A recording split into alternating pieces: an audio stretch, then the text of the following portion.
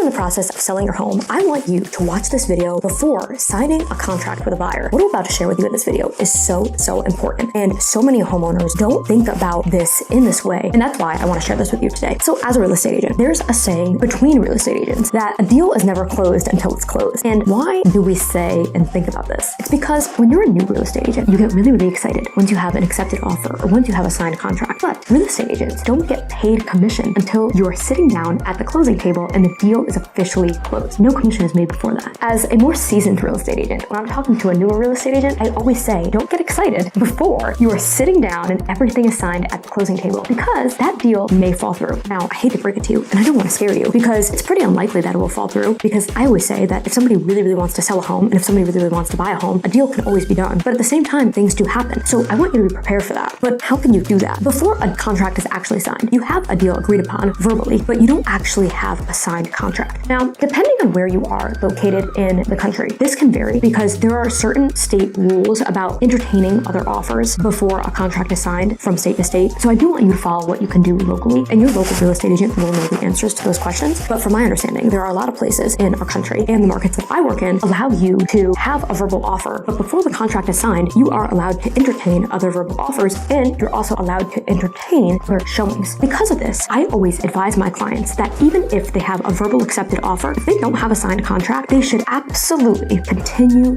to show the property and gauge other people's interest. So why do I recommend doing that? To protect yourself, honestly. Buyers can be flaky, and you can also be open and honest with the buyers and say that you are entertaining other showings and you will entertain other offers to basically get them to move along to sign the contract faster. If it bothers you that you're doing that and basically shopping around the offer, you can just be honest with the buyer side, either the agent or the actual buyer, and just tell them that's what you're doing. And if they seriously want to purchase the home, they're going to work to signing that contract faster. So for every single deal I do, I recommend doing this. So I actually recently had a client who we were advising her to do this, and she was very torn because she basically didn't want to go behind the buyer's back. And I get it. I'm definitely not saying to go behind a buyer's back. And we had to explain to her, look, we 100% understand. We're not telling you to screw over the buyer, but we are telling you to be open and tell the buyer this is what you're doing, because that buyer needs to understand at the end of the day that you as a homeowner really need to or want to sell your home, and it's only fair to you to make sure that you're seeing what else is on the market if you don't have a signed contract. So it's about protecting yourself, and that buyer will want to protect themselves. If they really want to purchase a home, they're going to work towards getting that contract signed as fast as possible. So I like to pretend that when you have a verbal offer, almost pretend like you don't have an offer. You don't get too excited, and make sure that your agent is putting in the work to still get your home or at least move that buyer forward, because you just never know what's going to happen. And to this day, as a real estate agent myself, I never get too excited about deals until they close, because you always know that things can happen, and that's why it's always important to have a backup plan. So I hope that helped you understand why you need a plan B before getting the contract signed when selling your home. Now, I would love to know, have you guys ever done something like this before when selling a home, or has this ever happened to you as a buyer? As always, I just love hearing from you guys.